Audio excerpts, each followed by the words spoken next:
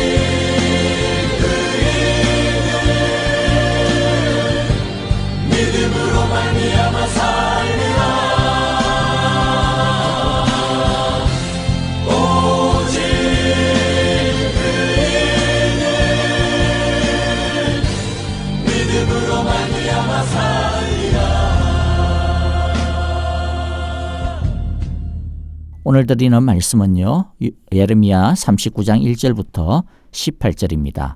1절 제가 먼저 읽습니다. 유다 왕 시드기야 제9년 10째 달에 바벨로니아 왕 느부갓네살이 그의 모든 군대를 거느리고 예루살렘을 치러 올라와서 도성을 포위하였는데 시드기야 제11년 넷째 달 9일에 마침내 성벽이 뚫렸다. 바빌로니아 왕의 고관들이 모두 성 안으로 들어와서 중앙 대문에 앉았다. 네르갈 사레셀과 살갈르보와 살스김 곧 랍살리스와 다른 네르갈 살레셀과 곧 람막과 바벨로니아 왕이 보낸 다른 고관들이 모두 앉아 있었다. 유다 왕 시드기야와 그의 모든 군인들은 쳐들어오는 적군을 보고서 모두 도망하였다. 그들은 밤에 왕의 동산길을 통과하여 두 성벽을 잇는 통로를 지나 아라바 쪽으로 도망하였다. 그러나 바빌로니아 군대가 그들을 추격하여 여리고 평원에서 시드기야를 사로잡아 하맛 땅에 리블라로 끌고 가서 바빌로니아 왕 느부갓네살 앞에 세워놓았다.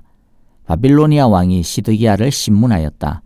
바빌로니아 왕은 리블라에서 시드기야의 아들들을 시드기야가 보는 앞에서 처형하였다.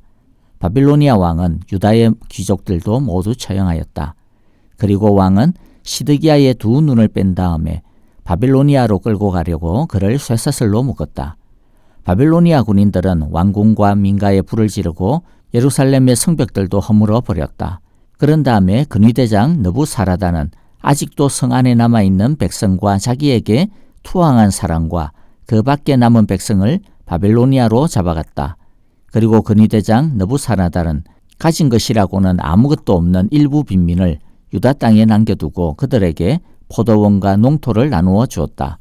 바빌로니아 왕 느부갓네살은 근위대장 느부사라단에게 예레미야의 처우를 두고 이렇게 명령하였다.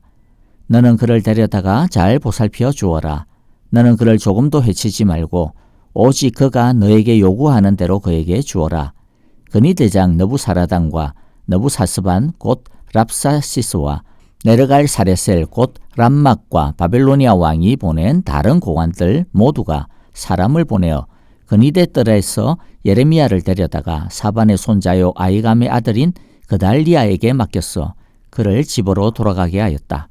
그래서 예레미야는 백성과 함께 살 수가 있었다. 예레미야가 여전히 근위대 뜰 안에 갇혀 있을 때에 여호와께서 그에게 이렇게 말씀하셨다. 너는 저 에디오피아 사람 에벤멜렉에게로 가서 이와 같이 전하여라. 나 만군의 여호와 이스라엘의 하나님이 말한다. 보아라, 내가 이 도성에 복이 아니라 재앙을 내리겠다고 선포하였는데 이제 내가 한 그 말을 이루겠다. 이 일이 바로 그날에 내가 보는 앞에서 일어날 것이지만 바로 그날에 내가 너를 건져내어 내가 두려워하는 사람들의 손아귀에 들어가지 않도록 하겠다. 나 여호와의 말이다. 오히려 내가 너를 반드시 구해서 내가 칼에 죽지 않게 하겠다. 내가 나를 의지하였기 때문에 내가 너의 생명을 너에게 상으로 준다. 나 여호와의 말이다. 아멘. 하나님의 경고를 무시한 결과는 참혹했습니다. 끝까지 불순종한 시드기야 왕과 유다 백성의 패망이 역사적 현실로 드러납니다. 오늘 본문은 유다의 패망의 순간을 마치 종군 특파원의 신문기사처럼 보도를 해주고 있습니다. 바벨론의 예루살렘 포위 공격은 시드기야 9년 10월 10일부터 시작이 되었습니다. 중간에 이집트 바로의 군대가 올라오자 바벨론은 이집트 군대를 맞서기 위해 예루살렘 포위를 잠시 풀었습니다. 그러나 이집트 군대가 즉각 물러가자 다시 바벨론은 예루살렘 성을 포위하고 공격을 했습니다. 그렇게 지속이 된 포위는 총 무려 30개월이나 지속이 되었습니다. 이렇게 포위가 되는 동안 예루살렘 성 안의 풍경은 참혹했습니다. 예레미야서에서는 나오지 않지만은 예레미야에가나 에스겔서의 기록에 따르면 비축되어진 식량이 다 떨어진 기근이 극심해진 예루살렘 성 안에서는 자녀를 잡아먹을 정도로 끔찍한 비극이 벌어졌습니다. 이런 상황이 지속이 되는데도 하나님의 말씀을 끝끝내 거부하고 바벨론에 투항하지 않은 시드기야와 유다의 고집을 도대체 무엇이라고 설명을 해야 할지 모르겠습니다. 하나님이 그렇게 하라고 했다면 이해가 되는데 하나님은 시종일관 바벨론에 맞서지 말라고 하나님의 뜻을 분명하게 말씀하셨기 때문입니다. 그래서 이들이 믿음으로 버텼다라고 말할 수 없습니다. 그저 이들의 불순종과 고집, 성경의 표현처럼 목이 곧을 대로 곧은 그들의 지독한 죄성을 확인할 수 있을 뿐입니다. 이 불순종의 끔찍한 결과는 비단 예레미야만의 경고가 아니었습니다. 시드기야 때로부터 1000년 전 하나님께서 모세 율법을 통해서도 돌이키지 않는 불순종의 그 결과가 어떠할지에 대해서 이미 경고에 말씀을 하시면서 순종과 또 회개를 촉구하셨기 때문입니다. 신명기 28장 47절 48절을 보면 모든 것이 넉넉한데도 당신들이 기쁘고 즐거운 마음으로 여호와 당신들의 하나님을 섬기지 않기 때문에 당신들은 굶주리고 목마르고 헐벗고 모든 것이 부족하게 될 것이며 그뿐만 아니라 여호와께서 보내신 원수들을 당신들이 섬기게 될 것입니다. 그들이 당신들의 목에 쇠멍에를 지울 것이며 당신들은 마침내 죽고 말 것입니다. 라고 경고하였습니다. 시드기야 11년 4월 9일에 결국 예루살렘 성벽은 뚫리고 예루살렘 성은 함락당하고 맙니다. 예루살렘 성이 무너지자 시드기야와 남은 대신들, 군인들은 밤에 도망을 쳤습니다마는 얼마 가지 못하고 다 붙잡히고 맙니다. 느부갓네살은 이들을 심문한 다음 시드기야가 보는 앞에서 시드기야의 아들들과 유다의 귀족들을 모두 처형합니다. 그런 다음 시드기야의 두 눈을 뽑고 그를 쇠사슬에 묶어서 바벨론으로 끌고 갑니다. 끌려간 시드기야는 죽을 때까지 바벨로니아의 감옥에서 갇혀 지내야 했습니다. 그런 다음 바벨론은 예루살렘 성과 성전을 다 허물어버리고 집을 불태웁니다. 그리고 예루살렘 성전에 그때까지 남아있던 성전의 녹기구들을 전부 부수어서 바벨론으로 가져가 버리고 맙니다. 이제 이스라엘 민족은 포로로 끌려간 자와 고국에 남겨진 자, 그리고 재난을 피하여 주변국으로 도망친 자 등으로 나뉘어 민족 전체가 갈기갈기 찢기고 그 존재가 점점 사라지는 최악의 비극적인 상황에 처하게 되었습니다. 이런 상황 속에서도 하나님은 불순종하던 사람과는 달리 하나님의 말씀에 순종하였던 사람들을 지키고 보호해 주십니다. 예레미야와 또 예레미야가 죽을 위기에 처하자 그의 목숨을 걸고 예레미야를 건져내었던 에티오피아 사람 황간 에벤멜렉이었습니다. 우리 이제 몇 가지 생각을 하고 적용하도록 하겠습니다. 첫째, 불순종의 고집을 버려야 합니다. 유다는 망하지 않을 기회가 얼마든지 있었습니다. 하나님이 유다를 망하게 한 것이 아닙니다. 유다가 망한 것은 오로지 유다 자신의 불순종과 고집 때문이었습니다. 유다의 모습은 사람의 마음이 완고해지고 자기 세계에 갇히게 되어지면 얼마나 그가 비참해질 수 있는지를 보여주는 산교훈이 됩니다. 출애굽 당시의 이집트 왕 바로도 마음을 삐뚤하게 먹고 완고해지니까 자기의 눈앞에 재앙이 9번이나 일어나고 있는데도 그것을 보지를 못했습니다. 아니, 보지 않으려고 했습니다. 주위에서 하나님의 말씀을 듣고 이스라엘 사람들을 빨리 내보내라고 그렇게 난리를 피웠는데도 그는 듣지를 못했습니다. 하나님의 말씀이 잘 뿌려지고 자랄 수 있는 옥토와 같은 마음밭이 그래서 중요합니다. 우리의 마음밭에는 그런데 돌멩이들도 많고 또 말씀과 함께 가라지도 자라고 가시덤불이 말씀을 자라는 것을 방해합니다. 그것을 가만히 내버려 두면 안 됩니다. 어떤 사람들은 그것조차도 하나님이 강권적으로 기적적으로 다 치워주시겠지 하고 내버려 두는데요. 돌멩이를 치우고 가라지와 가시덤불을 뽑아내는 것은 말씀을 들은 우리들이 해야 할 일입니다. 둘째, 하나님은 오랫동안 참으시지만은 그러나 하나님의 그 오래 참으심도 때가 있고 기회가 있음을 기억해야 합니다. 하나님의 사랑은 영원하다고 해서 불의에 대해서도 영원히 못 본 채 해주시고 기회를 영원히 주실 것이라고 착각을 하는 경우도 있습니다. 하나님의 사랑도 영원하지만 하나님의 거룩과 정의, 공의도 영원하다라고 하는 것을 알아야 합니다. 하나님은 우리가 죄를 지을 때마다 사실은 그때그때마다 우리를 혼내시고 벌 주셔야 합니다마는 그렇지 않습니다. 하나님의 정의는 원래 그래야 되는데도 마땅한데요. 그러나 하나님의 사랑이 하나님의 정의의 분노를 붙들어 두고 있기 때문입니다. 하지만 다시 말씀드리지만 하나님의 사랑은 거룩한 사랑이기 때문에 썩고 병든 것은 도려내어서라도 고치시는 사랑입니다. 스스로 고치지 않으면 하나님이 수술칼을 직접 드시고 고칩니다.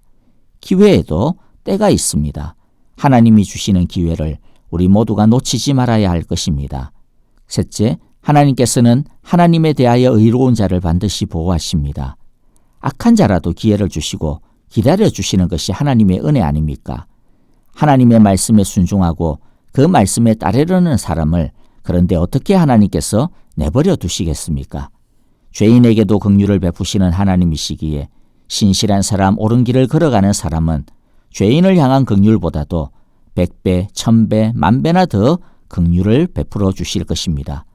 유다의 멸망을 보면서 우리는 이 역사의 마지막 현장에 있을 하나님의 심판을 생각해 보게 됩니다. 하나님의 공의와 정의는 반드시 나타나게 될 것입니다. 불순종하는 유다가 불타는 예루살렘을 보았듯이 끝까지 불순종한 죄인들은 그 마지막에 하나님의 진노로 불타고 있는 지옥을 보게 될 것입니다. 반면에 하나님의 말씀에 순종하고 하나님에게 자신을 드렸던 하나님의 자녀들은 하나님의 구원을 보게 될 것입니다.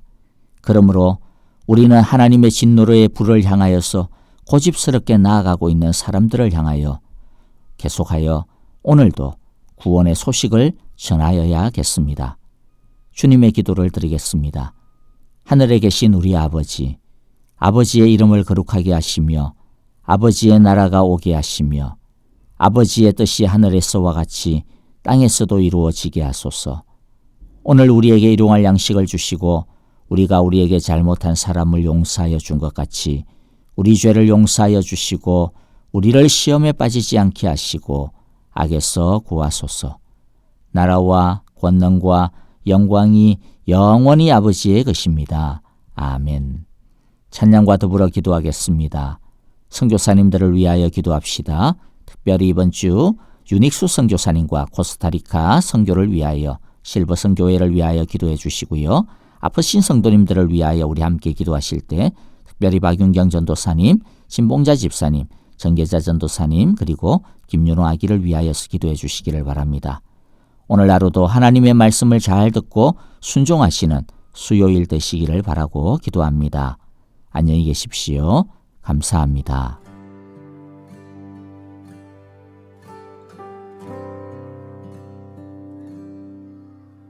보혈을 지나 하나님 품으로 보혈을 지나